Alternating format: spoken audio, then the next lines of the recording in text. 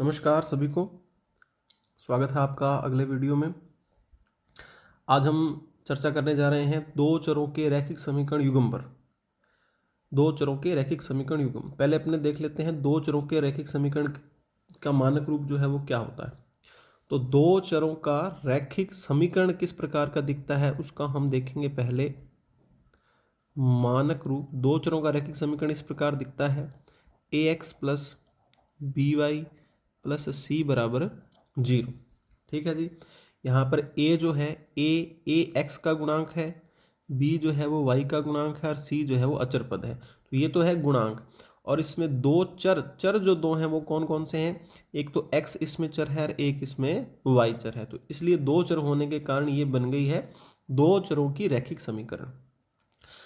ठीक है जी। अब इसके एग्जाम्पल जो है वो कुछ भी अपने ले सकते हैं। सिंपल एग्जाम्पल है 3x माइनस जैसे 2y है प्लस 4 है बराबर 0 है। तो इसमें से तो ज़्यादा कोई प्रश्न पूछने वाली बात बनती नहीं है। या तो इसमें ये पूछा जा सकता है कि इसमें x का गुणांक बताइए क्या है। तो x का गुणांक क्या है? 3 है। y का गुणांक क्या है? -2 है। अचर पद क्या है? अचर पद जो है वो प्लस का 4 है। तो इसमें a पूछा जाए तो a 3 है और b पूछा जाए तो -2 है। चिन्ह के समेत उठाना है, चिन्ह के समेत इसको लेना है। और c जो है वो कितना है? 4 है। तो रैखिक समीकरण, अकेली समीकरण अगर दी गई है तो इसमें गुणांक पूछे जा सकते हैं। ठीक है। और इसके बाद अपने देखते हैं जो सवाल जहाँ से ज़्यादा आने के चांस रहते हैं, जो इसके अलावा अन्य टॉपिक है, महत्वपूर्ण टॉपिक जो है वो बनता है रैखिक समीकरण युग्म का। युग्म यानी कि जोड़ा। तो रैखिक समीकरणों का जो युग्म है, युग्म इस प्रकार से लिखा जाता है। देखिए, युग्म का मानक रूप, युग्म का मानक रूप जो है वो इस प्रकार का होता है: a1x plus b1y plus c1 बराबर 0, a2x b2y प्लस c2 बराबर 0। तो इन दोनों को मिलाकर के हम कहते हैं कि ये रैखिक समीकरण का युग्म है। एग्जाम्पल इसका अगर अपने लेना चाहें तो एग्जाम्पल देखिए, 3x माइनस 4y प्लस 6 बराबर 0 और 5x माइनस प्लस के 10y माइनस का 2 बराबर 0। तो ये जो है ये रैखिक समीकरण का युग्म है, ये मानक रूप है। इस प्रकार से ये दिखता है। अब यहाँ क्या है, गुणांक जो है इस समीकरण युग्म के गुणांक जो है वो पहली समीकरण के गुणांक क्या है? a1 है, b1 है और c1 है। ठीक है जी। और दूसरी समीकरण के गुणांक क्या है? a2 है, b2 है और c2 है। यहाँ अगर अपने निकालना चाहें तो a1 किसको मान सकते हैं? 3 को, b1 किसको मान सकते हैं? -4 को, और c किसको मान सकते हैं? 6 को। इसी प्रकार a2 किसको मान सकते हैं? 5 को, b2 किसको मान सकते हैं? 10 को, और c, ये c1 है, ये c2 किसको मान सकते हैं? -2 को। तो इस प्रकार अगर समीकरण युग्म हमें दिया गया है तो समीकरण युग्म से हम जो है वो गुणांक इस प्रकार से ज्ञात कर सकते हैं। ठीक है जी। अब देखिए कि प्रत्येक जो समीकरण है, अब ये क्या है? ये रैखिक समीकरण है। रैखिक समीकरण क्यों है जी? रैखिक समीकरण क्यों है? क्योंकि इसमें जितने भी चर हैं, कितने चर हैं? दो चर हैं। एक ये रहा, एक ये रहा। दोनों चरों की जो घात है वो कितनी है? एक है। जब चरों की घात एक होती है तो उसे हम रैखिक समीकरण कहते हैं। ठीक है जी। अब ये रैखिक समीकरण है, तो रैखिक समीकरण का जो ग्राफीय निरूपण है वो हमेशा क्या होता है? एक सरल रेखा होती है। ये बात पिछले वीडियो में बताई गई है कि रैखिक समीकरण का जो ग्राफ है, जो उसका आलेखीय निरूपण है, वो हमेशा क्या होता है? एक सरल रेखा होती है। और अगर हम बात कर रहे हैं युग्म की, रैखिक समीकरणों का जोड़ा है, तो एक समीकरण तो ये रही, एक ये रही, एक रेखा इसकी आएगी, एक रेखा इसकी आएगी। तो कितनी रेखाएं आएंगी? समीकरण युग्म के लिए अगर अपने रेखाएं ढूंढने चलेंगे तो कितनी मिलेंगी? दो समीकरण है तो जाहिर सी बात है कि दो रेखाएं होंगी। अभी जो दो रेखाएं हैं, ये रेखाओं की प्रकृति के आधार पर एक महत्वपूर्ण टॉपिक यह बनता है कि हम समीकरणों को देख करके हम रेखाओं की प्रकृति जो है वो निर्धारित करना सीखेंगे। ठीक है। देखिए, अभी हमने रैखिक समीकरण युग्म की बात की। रैखिक समीकरण युग्म मैं यहां दोबारा लिख लेता हूं: a1x plus b1y plus c1 बराबर 0, a2x b2y प्लस C2 बराबर 0।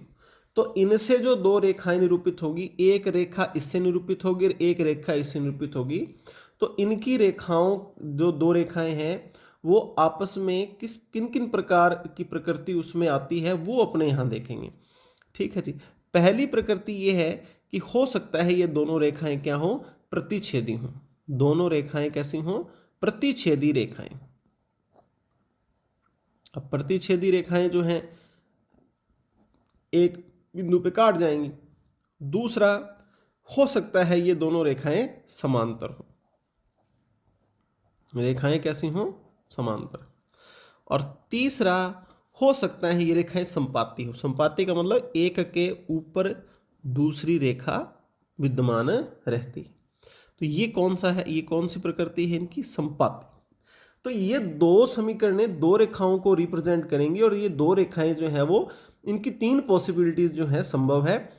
कौन कौन सी, ये रेखाएं प्रतिच्छेदी हो सकती हैं, ये रेखाएं समांतर हो सकती हैं और ये रेखाएं संपाती हो सकती हैं। ठीक है। अब प्रश्न ये बनता है, जो सीखने वाली बात ये है कि अब देखो, इनसे अगर रेखाएं बनाने चलेंगे तो हमें तो ग्राफ बनाना पड़ेगा, है ना। समीकरण युग्म को हल करने की एक विधि है ग्राफीय विधि। तो अगर इनके ग्राफ बनाने चलेंगे तो सवाल तो बहुत लंबा हो जाएगा। हमें सिर्फ समीकरणों को देख के ये बताना है कि रेखाएं प्रतिच्छेदी होंगी, समांतर होंगी या संपाती होंगी।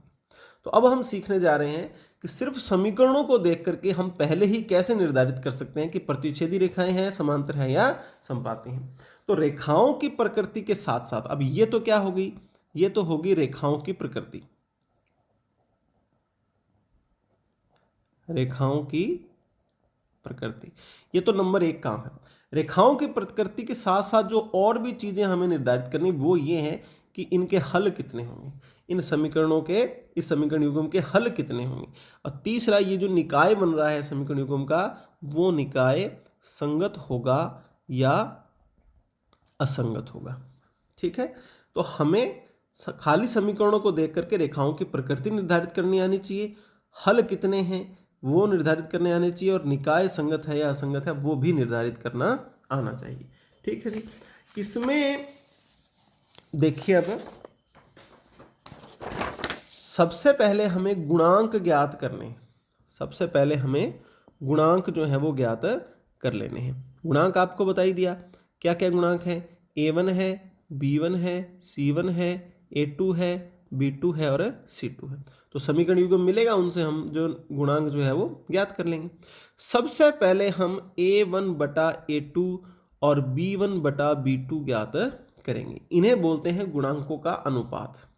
क्या कहते हैं इन्हें, गुणांकों का अनुपात लेंगे। तो गुणांक ज्ञात करके हमें क्या लेना है, गुणांकों का अनुपात लेना है। तो सबसे पहले हम A1 बटा A2 ज्ञात करेंगे और B1 बटा B2 ज्ञात करेंगे। अगर ये बराबर नहीं आते हैं, अगर ये बराबर नहीं आते हैं तो यहां से निर्धारित हो जाता है कि दोनों रेखाएं जो हैं वो कैसी होंगी, प्रतिच्छेदी रेखाएं होंगी। रेखाओं की प्रकृति कैसी होगी, प्रतिच्छेदी रेखाएं होंगी। ठीक है जी। अच्छा, हल कितने होंगे, हल जितनी जगह पर काटते हैं उतने हल होंगे। तो कितनी जगह पे काट रहे हैं, एक जगह पे काट रहे हैं, तो एक हल होगा, या इसको बोलते हैं अद्वितीय हल होगा। एक हल है या फिर अद्वितीय हल है, कोई दूसरा हल संभव नहीं है। ठीक है जी। निकाय कैसा होगा, निकाय देखो, निकाय की प्रकृति का निर्धारण करने के लिए हमें हल देखने जरूरी है। हल होना चाहिए, चाहे एक हो, चाहे दो हो, चाहे तीन हो, चाहे कितने ही हो, हल अगर है तो निकाय कैसा होगा, संगत होगा। अब ये निकाय संगत है। चलिए दूसरी स्थिति पे आते हैं। मान लीजिए हमने A1 बटा A2 ज्ञात किया, B1 बटा B2 ज्ञात किया, और ये दोनों कैसे निकल आए, बराबर निकल आए। अगर ये बराबर निकल आए तो हम फिर आवश्यकता पड़ेगी C1 बटे C2 की। अगर ये बराबर आते हैं दोनों तो हमें C1 बटा C2 की आवश्यकता पड़ेगी। वो हमने ज्ञात किया और वो पता चला कि वो इनके बराबर नहीं आया। ये दो तो बराबर है लेकिन तीसरा इनके बराबर नहीं है। अगर ऐसी स्थिति उत्पन्न होती है तो इसका मतलब रेखाएं कैसी हैं, रेखाएं हैं समांतर। कैसी रेखाएं हैं, समांतर रेखाएं। अब समांतर रेखाएं तो हल की बात कर लेते हैं अपने, हल कितने हैं। हल कितनी जगह पे काट रही हैं, कहीं नहीं काट रही। क्या कभी आगे जाके काटेंगी, नहीं काटेंगी। समांतर रेखाएं कभी नहीं काटती। जब काटेंगे ही नहीं तो हल नहीं होगा। हल कितने हल हैं, कोई हल नहीं है, कोई हल नहीं है। अब कोई हल नहीं है तो निकाय जो है वो, निकाय, निकाय कैसा होगा, निकाय क्या बताया अभी, हल होना चाहिए। अगर है तो निकाय संगत है, हल नहीं है तो इसका मतलब निकाय कैसा है, असंगत है। ठीक है जी। तीसरी स्थिति पे आ जाइए। तीसरी स्थिति आपने ज्ञात किया a1/a2 वो बराबर निकल आया b1/b2 के, तो हमें आवश्यकता पड़ी c1/c2 की, और ये भी इनके बराबर निकल आया। तीनों अगर अनुपात बराबर हो गए तो इसका मतलब रेखाएं जो हैं वो कैसी हैं, समपाती हैं, एक दूसरे के ऊपर है। इनको बोलते हैं कैसी रेखाएं हैं, ये समपाती रेखाएं हैं। समपाती रेखाएं हैं तो हल की बात कर लेते हैं अब। ठीक है जी। हल कितने हैं, कितनी जगह पे काट रहे हैं, अनेक जगहों पे काट रहे हैं। यहाँ भी काट रही, यहाँ भी काट रही, यहाँ भी काट रही, यहाँ भी काट रही, यहाँ भी काट रही, यहाँ भी काट रही। कितनी जगह काट रही हैं, अनेक जगह। तो कितने हल हैं, इसके अनेक हल हैं। ठीक है जी। तो निकाय कैसा होगा, निकाय हल होना चाहिए, एक हो चाहे अनेक हो अगर हल है तो निकाय कैसा है, संगत है। हल है ही नहीं तो निकाय कैसा है, असंगत है। तो ये एक स्थिति तो है जिसमें निकाय कैसा आता है, असंगत। बाकी इसमें भी निकाय संगत है और इसमें भी निकाय संगत है। तो ये तीन स्थितियां बनती हैं। कहाँ से ज्ञात करनी, कैसे ज्ञात करनी है, दोनों समीकरणों युग्मकों के गुणांक निकाल करके और गुणांकों का अनुपात ज्ञात करना है। अनुपात की तीन स्थितियां हैं, तीन स्थितियां तीन रेखाओं की प्रकृति को प्रदर्शित कर देंगी। हमें हल भी ज्ञात हो जाएंगे और निकाय का भी पता चल जाएगा। ठीक है जी। तो ये महत्वपूर्ण चीज है, इसके ऊपर जो है वो सवाल अब अपने आगे कर सकते हैं। एक चीज यहां पर डिस्कस अपने और करेंगे कि जो रैखिक समीकरण युग्म है, रैखिक समीकरण युग्म जो है, दोबारा लिख देते हैं मानक रूप इसका। ये इसका मानक रूप आ गया है, ये मानक रूप है इसका। ठीक है ना, समीकरण युग्म का। बात यहां पर चर्चा करने लायक ये बनती है कि अपने बार बार बात कर रहे हैं रैखिक समीकरणों के हल की, हल की बात कर रहे हैं, है ना। ऊपर भी देखा हमने, तीनों प्रकृतियां जब पढ़ी तो क्या पढ़ा आपने, हल। एक हल है, कोई हल नहीं है, अनेक हल हैं। ठीक है, हल के बारे में पढ़ रहे हैं। तो हल से मतलब क्या है, हल से मतलब ये है को आपको दे दीजिए दो समीकरणें, ठीक है ना। तो आपके पास क्या होगा, एक मान x का और एक मान y का होगा। ठीक है, जरूरी नहीं है एक एक हो, एक x का एक ऐसा मान और y का एक ऐसा मान होना चाहिए जो इन दोनों समीकरणों को रखने पर इनको संतुष्ट करें। ठीक है जी।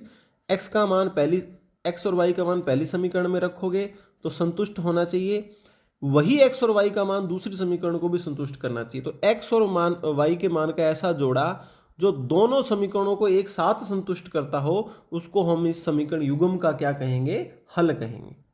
ठीक है। अब ये बात अलग है कि एक हल है या कोई हल नहीं है या अनेक हल है, वो बात की बात है। हल का मतलब ये है x और y का एक मान ऐसा होना चाहिए जो दोनों समीकरणों को संतुष्ट करता हो। ऐसा नहीं है कि एक समीकरण को संतुष्ट कर रहा है दूसरी को नहीं कर रहा तो उसको अपने हल कह सकते हैं, नहीं। दोनों समीकरणों को अगर एक साथ संतुष्ट करता है तो उसे ही हम इसका हल कहेंगे। अब वैसे हल ज्ञात करने की, समीकरण युग्म अगर दिया हुआ है तो हल ज्ञात करने की विधियां हैं तीन। ठीक है ना, वैसे तो चार विधियां हैं लेकिन एक अभी चलन से बाहर है। पहली विधि तो, जो ये टॉपिक 10वीं क्लास का है तो 10वीं क्लास में जो विधियां हैं उन पर चर्चा कर रहे हैं। पहली विधि है ग्राफीय विधि। ठीक है ना, ग्राफ बनाया जाएगा, दोनों समीकरणों का ग्राफ बनाया जाएगा, ग्राफ से पता चलेगा हल क्या निकल के आते हैं। दूसरी है विलोपन विधि और तीसरी है जी प्रतिस्थापन विधि। चौथी एक और भी है,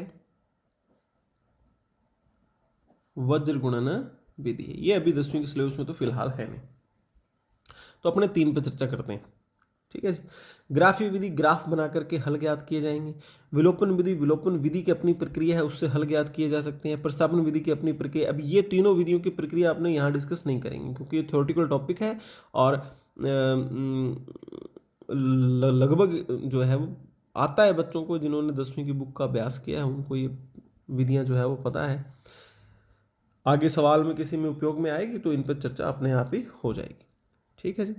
ये विधियां किसकी हैं ये ध्यान रखना है, ये समीकरण युग्म, रैखिक समीकरण युग्म के हल ज्ञात करने की विधियां हैं।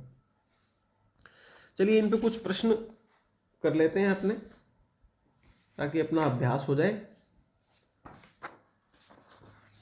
पहला प्रश्न अपने पास है ये, समीकरण x माइनस 2y बराबर 0 व x प्लस 4y माइनस 20 के लिए रेखाओं की प्रकृति कैसी है, हल कैसा है और निकाय कैसा है। तो जी सबसे पहली बात अपने क्या ज्ञात करना पड़ेंगे, देखो प्रकृति, हल और निकाय अगर ज्ञात करने हैं तो हमें निश्चित तौर पे क्या करना पड़ेगा, गुणांकों का अनुपात ज्ञात करना पड़ेगा। गुणांकों का अनुपात ज्ञात करके और समीकरण को इस सवाल को हल करना पड़ेगा। गुणांक देख लीजिए, ये पहली समीकरण है, दूसरी पहली समीकरण लिख लीजिए। पहली समीकरण क्या है, x माइनस 2y बराबर 0 और दूसरी क्या है 3x प्लस 4y माइनस 20 बराबर 0। अब हम यहाँ गुणांक ज्ञात करेंगे। पहली समीकरण से गुणांक ज्ञात करो। a1 कितना है, a1 x का गुणांक कितना दिखाई दे रहा है 1, b1 कितना है, y का गुणांक होता है b1 तो कितना है -2, चिन्ह समेत उठाना है। c1 अचर पद नहीं है नहीं तो 0। यहाँ से ज्ञात कीजिए a2 कितना है भाई 3, a2 ये a2 है। b2 यानी कि y का गुणांक कितना है 4 और c2 अचर पद कितना है जी -20। ठीक है, तो ये गुणांक ज्ञात कर लिए। अब हमें क्या करना है, अब हमें अनुपात ज्ञात। सबसे पहले a1 बटे a2 कितना है 1/3, 1/3 आ गया। ठीक है, नंबर 2 पे b1 बटा b2 ज्ञात कर लीजिए। b1 बटा b2 -2 बटे क्या है 4, कटता है, काट लो, 2 एकम 2, 2 दूनी 4, -1/2। क्या a1 बटे a2 और b1 बटे b2 बराबर आए हैं, बराबर नहीं है। a1 बटा a2 बराबर नहीं आया किसके, b1 बटा b2 के।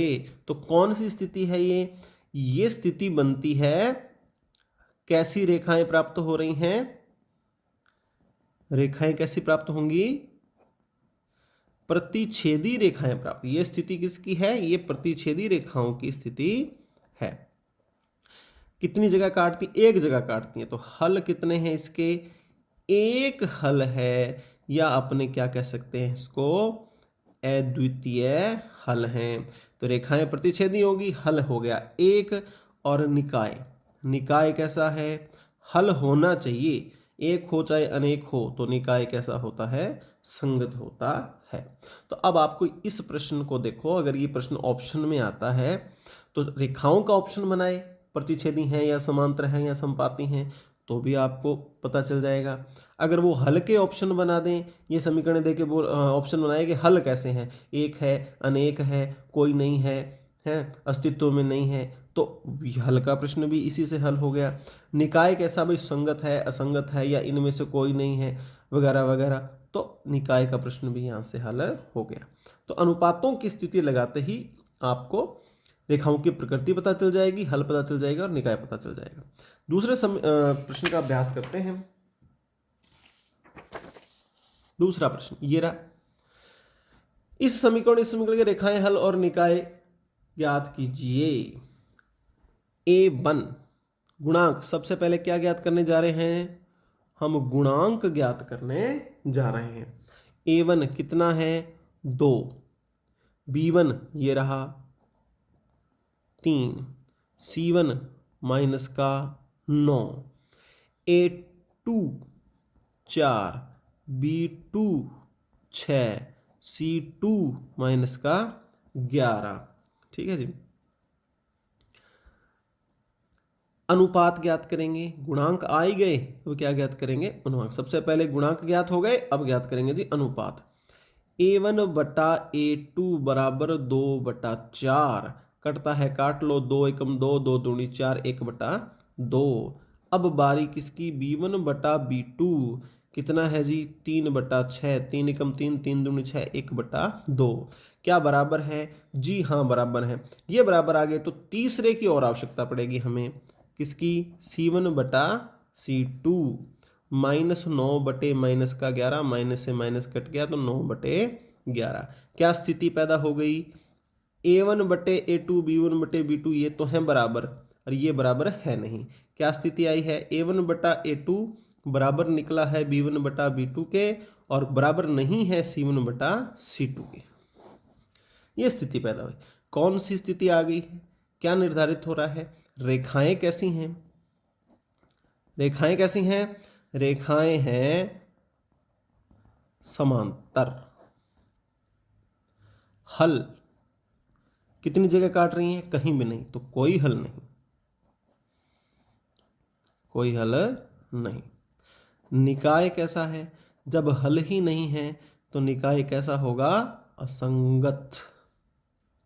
ये प्रश्न अपना हल हो गया। ठीक है, चलिए अगले प्रश्न पर, नंबर 3।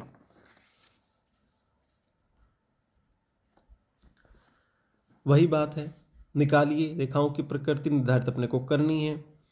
ठीक है, A1 कितना है, A1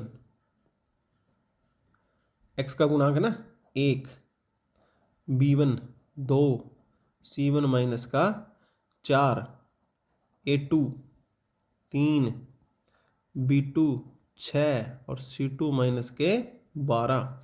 अनुपात ज्ञात करो, A1/A2 बराबर 1/2, B1/B2 बराबर B1/B2 2/6, 2/6। ठीक है, 2 एकम 2, 2 तिया 6, और सॉरी ये जो है ना ये 3 है, ये 3 है। ठीक है, कितना आया, 1/3 आ गया। C1/C2 -4 माइनस का 12, माइनस से माइनस कट गया, 4 एकम 4, 4 तिया 12, 1/3। A1/A2 भी 1/3, B1/B2 भी 1/3 और C1/C2 भी 1/3, यानी कि स्थिति क्या बन गई, A1/A2 बराबर निकल आया B1/B2 के, ये बराबर निकल आया C1/, तीनों आपस में समान है। समान है तो स्थिति कौन सी बनी भाई, रेखाएं कैसी प्राप्त हुई, रेखाएं प्राप्त हुई हैं संपाती। संपाती यानी एक रेखा के ऊपर दूसरी रेखा कितनी जगह कट रही हैं, अनेक बिंदुओं पे कट रही हैं, तो हल कितने हुए, हल हुए अनेक हल हुए। निकाय कैसा हुआ फिर, निकाय कैसा हुआ, हल है ना, तो निकाय कैसा होगा, संगत निकाय होगा। ठीक है जी, आइए प्रश्न नंबर 4 पे, निम्न में से किसके लिए हल विद्यमान नहीं है। अब हल विद्यमान नहीं है, कौन सी स्थिति के लिए हल विद्यमान नहीं होते भाई, जब रेखाएं कैसी होती हैं, जब रेखाएं कैसी होती हैं, समांतर होती हैं इस प्रकार के, तो कोई हल विद्यमान नहीं होता। और ये स्थिति कब प्राप्त होती है, A1/A2 बराबर हो B1/B2 के, बराबर नहीं हो C1/C2 के। ये स्थिति इनमें से कौन सी रेखा देती है वो पता कर लेते हैं बस। ठीक है, तो सबसे पहले समीकरण नंबर 1 के लिए, A1 कितना है 1, A2 कितना है 3, B1 कितना है -2 और B2 कितना है 4। यही पता चल गया, देखो 2 एकम 2 और 2 दूनी 4, तो ये तो है 1/2, पहले इसको लिख लो, ये तो है 1/3 और ये कितना आया -1/, अच्छा स्क्रीन से बाहर चले गए, A1/A2 तो आया कितना 1/3 और B1/B2 आया -1/2, तो जाहिर सी बात है कि आपस में बराबर नहीं है। बराबर नहीं है तो ये समांतर की तो स्थिति नहीं है, ये तो किसकी है, तो प्रतिच्छेदी की स्थिति है। किसकी स्थिति है, ये तो प्रतिच्छेदी रेखाओं की स्थिति। आगे आ जाइए नंबर 2 पे, A1/A2 3/6, क्या आया 1/2, 3 एकम 3, 3 दूनी 6, B1/B2 2/4, 2 एकम 2, 2 दूनी 4, C1/C2 1/2, ये सीधा ही निकल रहा है 1/2। तो ये तो तीनों समान आ गए, तीनों समान आ गए, तो ये कौन सी स्थिति है? ये तो संपाती की स्थिति है।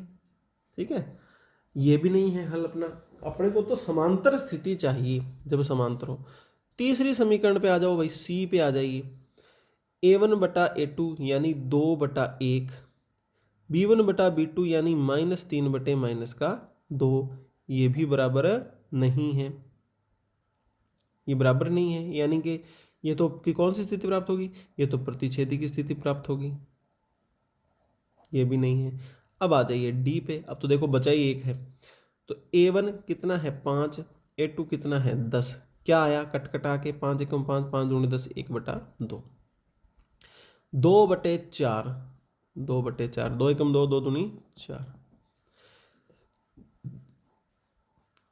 -5/-12, 5/12। तो देखिए ये तो बराबर है, ये बराबर इसके नहीं। तो कौन सी स्थिति प्राप्त हो गई?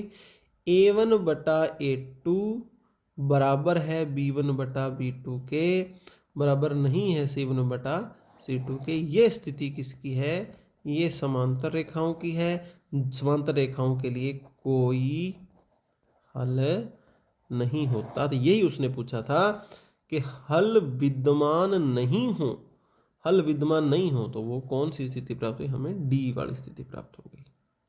ठीक है जी।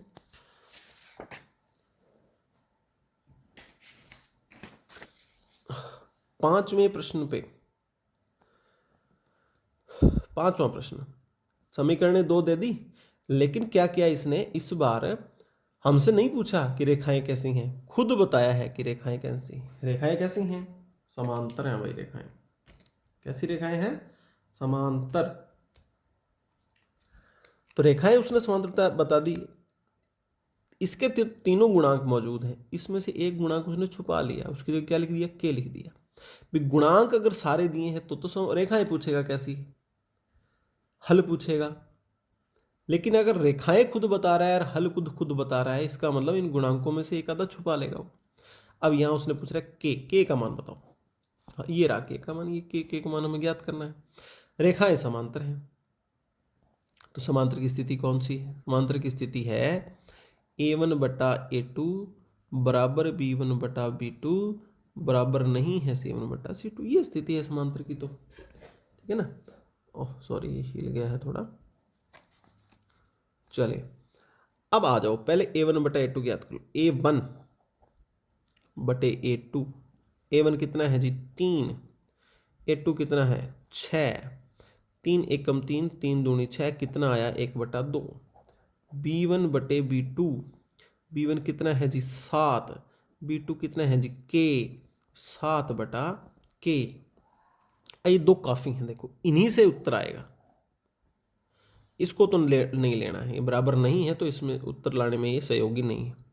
तो आप A1/A2 ज्ञात कर लिया, B1/B2 ज्ञात कर दिया, दोनों बराबर हैं तो इनको बराबर रख लीजिए। 1/2 बराबर 7/K। तिरछा गुणा करेंगे, K का गुणा होगा 1 में और 2 का गुणा होगा 7 में, तो 7 दूनी 14। लीजिए, ये आपका प्रश्न जो है वो हल हो गया। इस प्रकार से आपको उत्तर प्राप्त हो जाएगा। ठीक है जी, के का मान प्राप्त हो गया। रेखाओं की स्थिति देख लो, रेखाओं की स्थिति बता देगी कि हमें कौन सा संबंध यहां से मिलेगा, उस संबंध में रखो और के का मान ज्ञात करो। और अभ्यास है इसका, छठे प्रश्न पे आइए, ये इसका और अभ्यास करेंगे। फिर से के दे दिया और पूछ रहा है कि के किस मान के कोई हल विद्यमान नहीं है। कोई हल विद्यमान नहीं होने की स्थिति, कोई हल विद्यमान नहीं होने की स्थिति वही स्थिति है। रेखाएं कैसी हैं? रेखाएं कैसी हैं? समांतर हैं, तो वही है स्थिति। समांतर की स्थिति हमने पता है, अभी अभी सवाल किया, वो भी समांतर का ही था जो पिछला सवाल हमने किया। ये स्थिति है, तो आप ले लो A1/A2 बराबर लेना है B1/B2 के। अच्छा जी, A1/A2, A कितना है? A1 कितना है? 2, A2 कितना है? 4। b1 माइनस का k, ये माइनस के 12, माइनस से माइनस कट गया है, ये आ गया है जी, ये भी कट गया, 2 एकम 2, 2 दूनी 4, 1/2 बराबर k बटे 12। तिरछा गुणा कर लो, 12 को 1 से करोगे तो आएगा 12 और 2 को k से करवाएगा 2k, k बराबर 12/2 यानी कि कितना उत्तर आएगा आपका 6। इस प्रकार से हल हो जाएगा ये, ठीक है ना। तो पिछले सवाल में तो उसने क्या कहा था, रेखाएं समांतर है बताओ के का मान, तो रेखाएं समांतर की स्थिति यही है। कोई हल नहीं है बताओ के का मान, कोई हल नहीं है तो रेखाएं तो कैसी हुई, रेखाएं तो वही हुई ना, समांतर ही हुई भाई, समांतर रेखाएं होती हैं तभी तो कोई हल प्राप्त नहीं होता, तो स्थिति फिर वही आ गई, ठीक है। फिर से वही लगा के हमने के का मान ज्ञात कर लिया। 7वें प्रश्न पे आइए।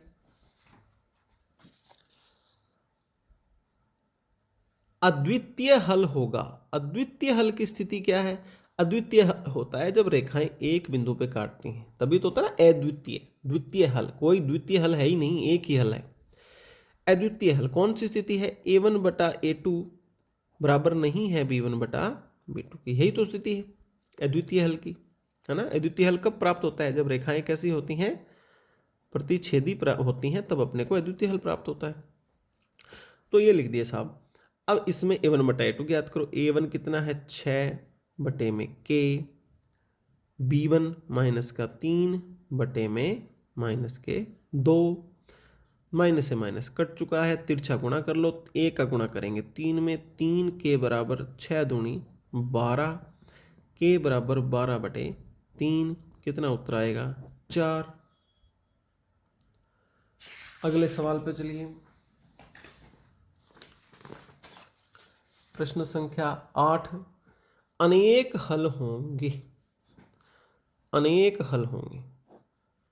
अब अनेक हल कब होते हैं, अनेक हल तब होते हैं जब रेखाएं कैसी हों भाई, समपाती हो।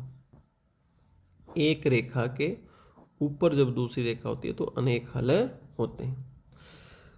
अब समपाती रेखाओं की स्थिति क्या है, स्थिति है a1/a2 बराबर होता है b1/b2 के, बराबर होता है c1/c2 के। अब मान रख लो 7/14, 3/k और 1 मिनट, ये सवाल पिछले सवाल में थोड़ी गड़बड़ हुई है, बराबर नहीं का निशान है भाई, बराबर नहीं का निशान है, तो ये लेके चलेंगे तो यहाँ भी बराबर नहीं का निशान आएगा, बराबर नहीं बराबर नहीं बराबर नहीं, तो उत्तर आया k बराबर नहीं है 4, k 4 नहीं होना चाहिए, ठीक है। अब आ जाइए वापस इस सवाल पे, 3/k और ये आ गया जी -6/-12, कटता है काट लो, 7 एकम 7, 7 दूनी 14, माइनस से माइनस 6 एकम 6, 6 दूनी 12, 1/2 बराबर 3/k बराबर 1/2। किसी भी एक संबंध से हल कर लो, इनको ले लो, यहाँ से हल कर लो आप, तिरछा गुणा करो, k एकम k, 3 दूनी 6, ये आपका उत्तर प्राप्त हो गया, ठीक है। प्रश्न संख्या 9 पर आइए, हल ज्ञात कीजिए।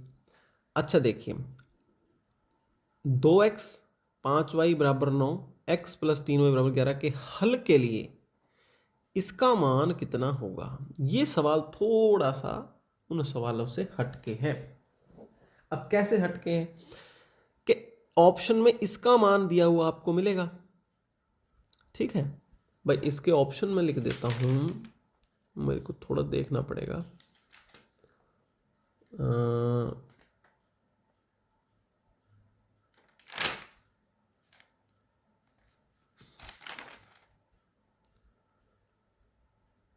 एक मिनट के लिए क्षमा चाहेंगे। हाँ जी, मान लो इसके ऑप्शन दे दिए हैं आपको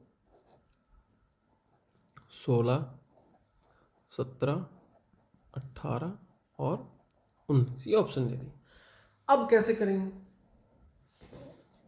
भाई, मैंने आपको विधियां बताई हैं, इनको समीकरणों को हल करने की विधियां बताई थी आपको 4, कौन कौन सी, ग्राफीय विधि, विलोपन विधि, प्रतिस्थापन विधि और वज्रगुणन विधि। अब वो विधियां थ्योरेटिकल मामला है वो, है ना, लंबे सवाल हैं वो, अगर कंपटीशन एग्ज़ाम की तैयारी कर रहे हैं तो वो विधियां अपने को है अप्लाई करने की आवश्यकता नहीं पड़ती है, क्योंकि ऑप्शन से या किसी और विधि से हल हो जाता है। ये सवाल आ गया तो अब ऐसा नहीं है कि उन विधियों का ज्ञान ही नहीं होना चाहिए, उन विधियों का भी अपने को ज्ञान होना चाहिए। इन समीकरणों को उन विधियों से हल करना आना चाहिए।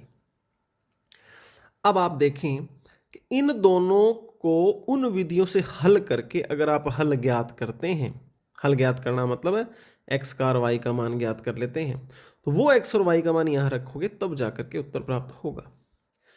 अब अपने देखिए एक विधि लगाने का प्रयास करते हैं यहाँ पे। पहले तो आप समीकरण को लिख लीजिए, 2x 5y बराबर 19 और x प्लस 3y बराबर 11। तो विलोपन विधि लगती है, इसमें विलोपन विधि लगाएंगे, क्योंकि अपने को विलोपन विधि में क्या देखते हैं, विलोपन विधि में x या y किसी को एक जो है वो सेम करते हैं, अपने समान होना चाहिए। यहाँ देख लो x क्या है 2x, यहाँ कितना है x, तो ये तो समान नहीं है। यहाँ देख लो कितना है 5y, ये कितना है 3y, ये भी समान नहीं है। विलोपन विधि में इन दोनों में से एक समान चाहिए अपने को। दोनों ही समान नहीं मिल रहे तो क्या करेंगे, समान कर लेंगे। कैसे समान होगा, ये कितना है 2x, तो इसको 2x बना लेंगे हम। कैसे बनेगा, इस पूरी समीकरण में 2 का हम क्या करेंगे, गुणा कर देंगे। तो इसमें जब 2 का गुणा करेंगे तो ये समीकरण 2 का गुणा करने के बाद ये समीकरण क्या बनेगी, ये समीकरण बनेगी, इसमें 2 गुणा कीजिए 2x प्लस इसमें करोगे 2 तिया 6y, इसमें करोगे तो आएगा कितना 22। ये बना दिए हमने समीकरण। ठीक है, अब देखिए ये कैसे हो गए हैं समान। समान मिल जाए तो अच्छी बात है, फिर उसके बाद अब डायरेक्ट जो बता रहा हूँ वो करना है। नहीं मिले तो बराबर कर लो, इसको गुणा करके किसी संख्या का गुणा कर करा के अब बराबर बना लीजिए। फिर देखो क्या हल करना है। अब इनको हमें काटना है। विलोपन का मतलब होता है, विलोपन विधि लगा रहे हैं अपने, विलोपन का अर्थ होता है विलोपित करना, खत्म करना। खत्म कब होंगे, जब ये बराबर होंगे तो खत्म हो जाएंगे। अच्छा, सिर्फ इसको बराबर करना है, चिन्ह की कोई बात नहीं। अब देखो वैसे तो बराबर हो गए, लेकिन विलोपित कैसे होंगे, जब एक प्लस का होगा और एक माइनस का होगा तब तो विलोपित होंगे ना। ठीक है, तो हम क्या करेंगे, इस समीकरण में इस समीकरण को घटाएंगे, घटाना पड़ेगा, घटाने पर। क्यों भाई, जोड़ने से क्यों नहीं, अरे जोड़ेंगे तो 2x और 2x मिलके तो 4x हो गए ना, विलोपित तो हुए नहीं, उल्टा ये तो डबल हो गए। घटाने पर, घटाने से क्या होगा, जब हम समीकरण 1 में से समीकरण 2 को घटाएंगे तो जो समीकरण घट रही है उसके चिन्ह परिवर्तित हो जाएंगे, प्लस वाला माइनस और प्लस वाला माइनस। ये प्लस का 2x, ये माइनस का 2x कट गए। माइनस के 6y में से 5y गया तो माइनस का 1y बच गया। माइनस के 22 में से 19 गए तो माइनस के कितने बच गए, 3 बच गए। माइनस से माइनस कैंसिल कर देते हैं तो y बराबर कितना प्राप्त होता है, 3 प्राप्त हो गया अपने को। अब ये मान जो है y का आप किसी भी समीकरण में रख लो, इसमें रख लो, अब आप इसमें रख लो y का मान, उत्तर आपका आ जाएगा। x प्लस 3y बराबर 11 है, तो x प्लस 3 y का मान ये रख लो, कितना y का मान 3 बराबर में 11, x प्लस 3 3 9 बराबर 11, x बराबर 11 माइनस 9 कितना प्राप्त हुआ जी 2। तो हमें मान प्राप्त हो गया, x बराबर कितना प्राप्त हो गया 2 और y बराबर कितना प्राप्त हो गया 3, ये मान प्राप्त हो गया। ठीक है, अब हमें क्या करना है, हमें मान ज्ञात करना है इसका। आप रख दो x बराबर, यहां रख दो कितना 2, x बराबर 2, x 2 रखोगे तो 2 चौके 8 और y की जगह कितना रखोगे 3, तो 3 तिया 9, कितना प्राप्त हो गया 17। ये रहा आपका ऑप्शन बी। तो अगर ऐसा सवाल आता है तो आपको विलोपन या प्रतिस्थापन विधि लगा करके हल प्राप्त करना होगा। ये देखिए ये हल है, हल प्राप्त करके उस हल को फिर यहां रख करके और मान ज्ञात करना पड़ेगा आपको। ठीक है जी। अब विलोपन विधि कैसे लगाते हैं, प्रतिस्थापन कैसे लगाते हैं, ये तो फिर डिटेल टॉपिक अलग हो गया। ये 10वीं क्लास की किताब में या 10वीं का उस प्रश्नावली का वीडियो आप देखेंगे तब आपको वो विधियां जो है विस्तार से बताई हुई मिलेंगी। आसान विधियां हैं, कोई ज़्यादा मुश्किल वाली बात उसमें है नहीं। तो तीनों में से कौन सी लगानी है भाई? जो आपको आसान लगे वो लगानी है। अपने को क्या चाहिए? अपने को खाली एक्स और वाई के मान चाहिए।